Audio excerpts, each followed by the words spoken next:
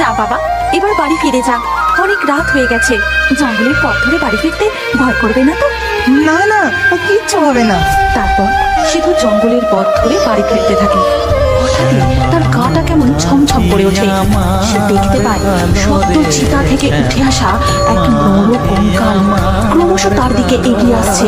তার গোটা গায়ে আগুন জ্বলছে, আর সে তার দাঁত বের করে বিচ্ছিরি ভাবে খিলখিলিয়ে হাসছে।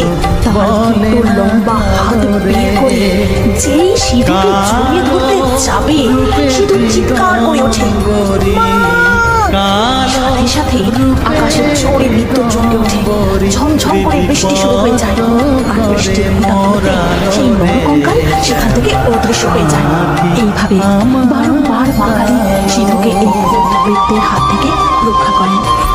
তোর কোনো চিন্তা নেই বাবা, আমি সব সময় তোর পাশেই আছি।